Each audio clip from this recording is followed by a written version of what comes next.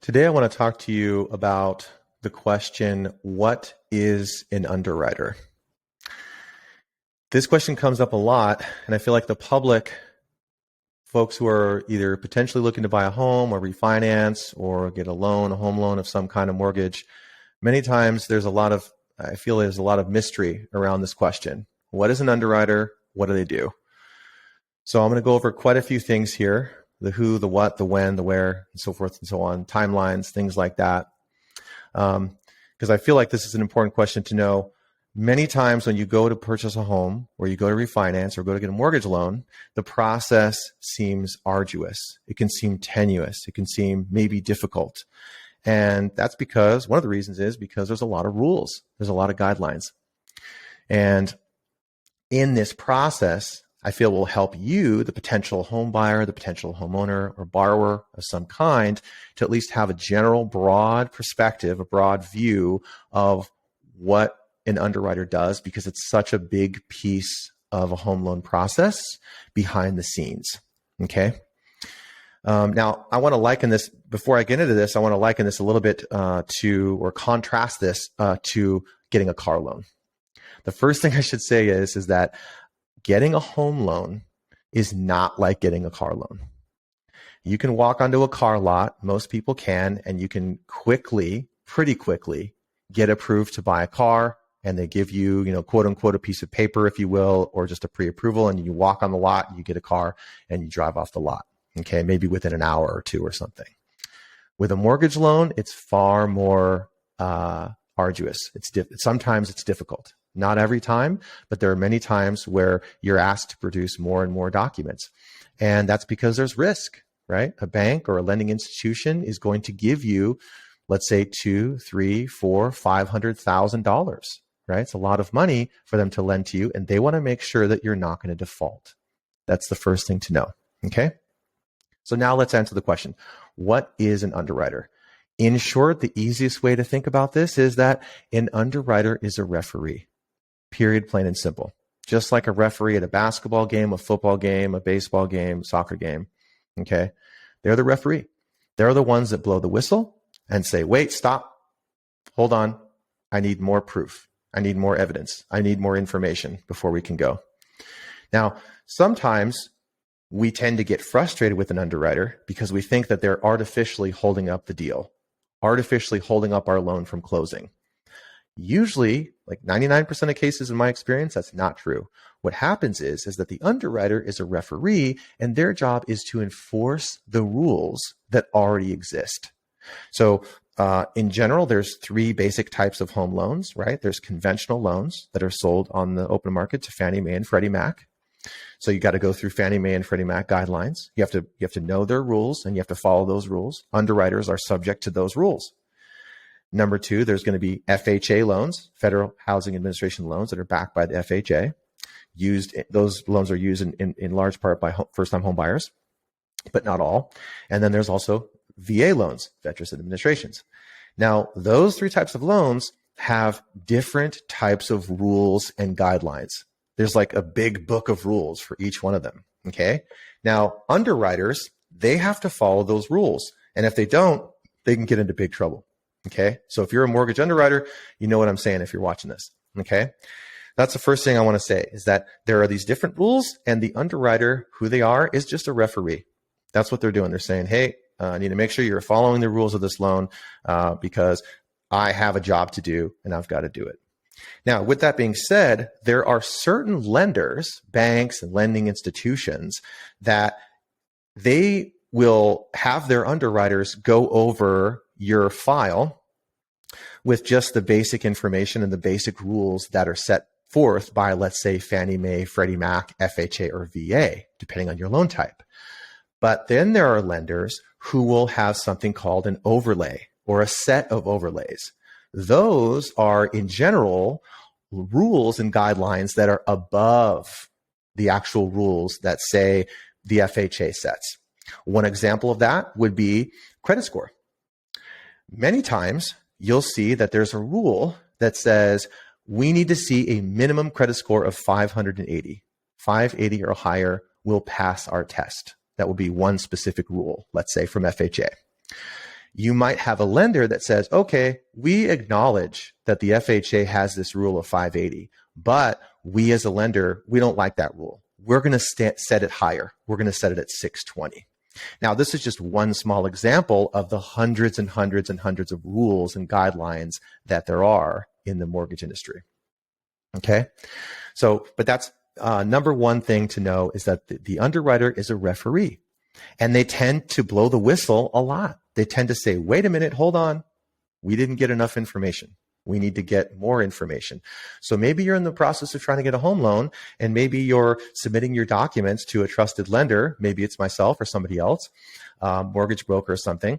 Maybe you've gone forward, you move forward, you think everything is good, and you check all the boxes and do these things that you think you need to do. And then the lender or the underwriter comes back and they say, no, we need like 6 more things. Well, oftentimes that happens because they didn't know a bunch of things until they knew them. So you submit first documents, and then they go in and do some more investigating. And let's say, for example, there's something that was not showing on your credit report that didn't come up. Maybe it's a lien. Maybe it's an IRS tax problem. Maybe there's an issue somewhere, some sort of issue that causes a snag that makes it trigger a rule in that specific loan situation. So then that can put a temporary hold on your loan. And then it says, hey, we're not going to move forward with this loan until you satisfy this condition, until you do this piece of homework. That's an important piece to know. Okay. So what do they do in general? Underwriters approve or deny your loan. They're really that's the last stop, is the underwriter. Now, it could be one underwriter, it could be a group of underwriters.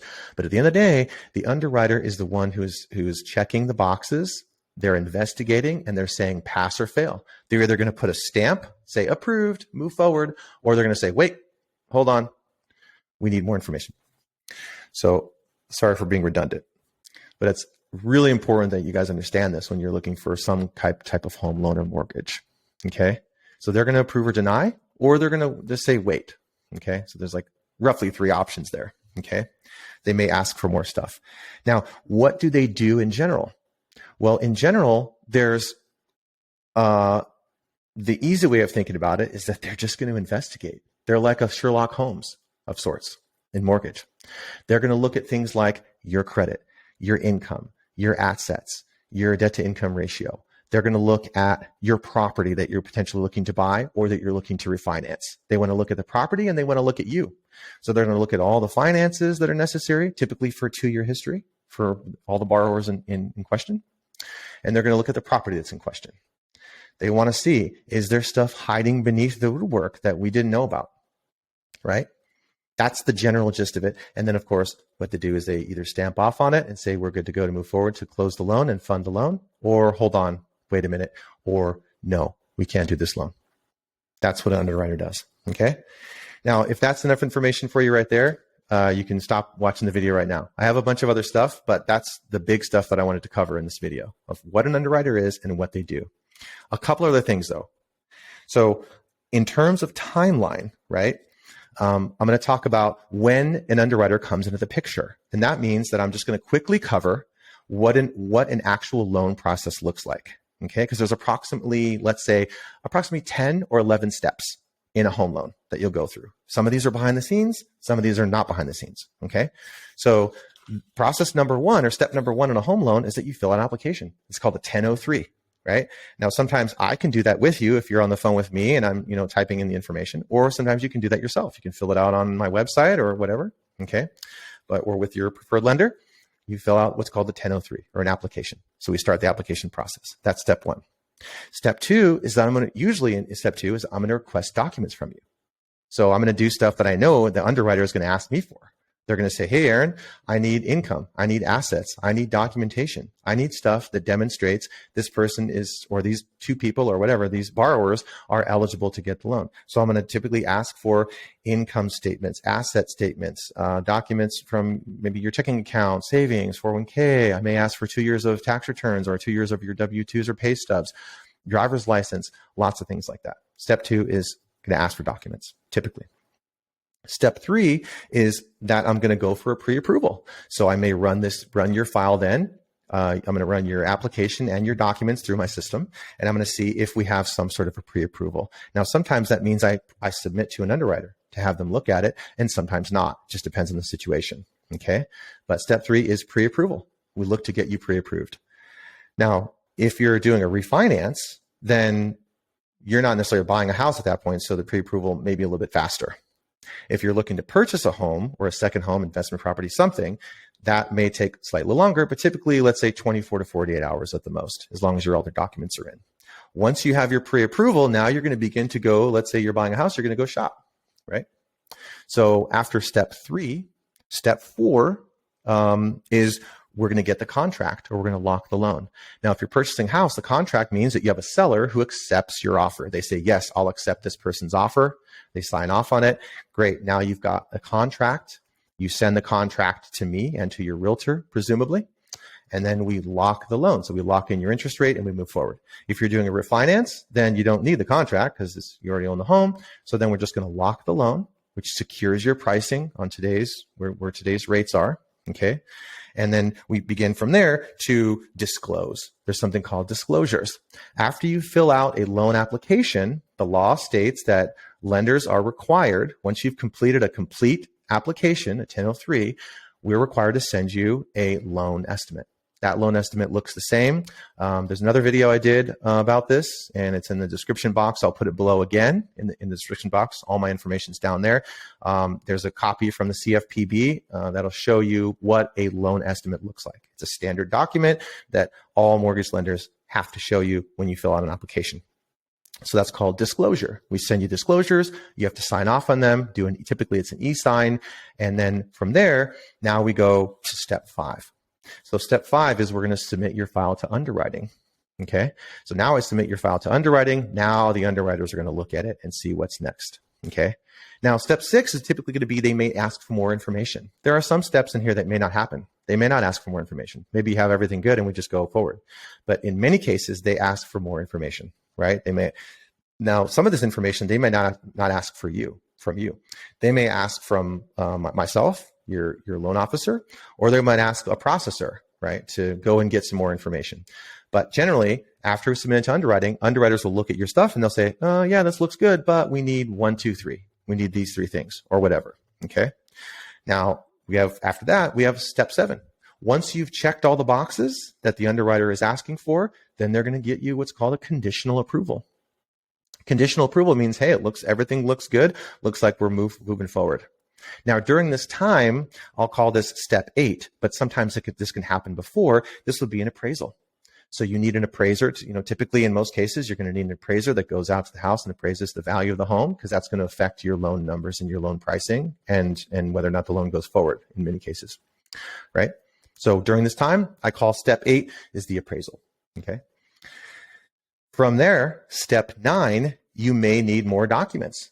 Let's say, for example, after the appraisal comes back, you have the conditional approval, but let's say something in that process happens where it triggers more information needed from the underwriter. Then in that case, the underwriter will come back and say, okay, we need a little bit more information. I just had a loan 2 days ago that closed, and that's exactly what happened. We were 1 day away from closing, and the underwriter requested something else that we needed. It was like an IRS document or something. And we had to get the document, and then we were good. We checked the box, move forward, we're there. And then from there, now you're at step 10, clear to close. And that's the big one. That's the big one. That's when we are super happy. That's when everybody's like, we're there, because once you're clear to close, that means you're clear to get the check to buy the house or to refinance or whatever, right? That means the underwriter says, you're good to go. All right. It's like at NASCAR on the starting line or something, when they wave that checkered flag and they say, go, right? That's the clear to close. That's when you start to see hairs raising on your arm. You're like, oh, this is incredible. We did it. Right. And then after that, you just close. Closing, of course, means that you go to a closing table. Maybe you do this at your house with a notary, or maybe you do this at a title office or a real estate attorney's office. But that's when you sign those big old gigantic sections of documents, all those forms, right, that you have to sign that many of us know who purchased a home. And then, after that, your loan funds, typically your loan will fund 2 to 3 days later, roughly. And then you get your keys and you move in. So that's the 11 steps. But I wanted in this video to give you guys a general gist really of this, not just the loan process, but mostly what an underwriter does and how, yes, it's true. Sometimes an underwriter can feel like they're your enemy, like they're fighting you sometimes, right? And I've definitely felt that way myself as well in home loan processes, both with my clients and also myself in my own purchases of homes. But the overwhelming majority of cases, guys, it's not the case. The underwriter is just trying to do their job.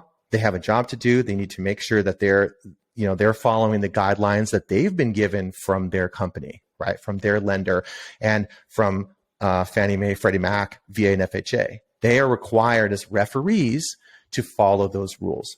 Okay. So thank you guys for watching. Hope you have a great weekend. Like and subscribe and check out the description box below for more information. Take care.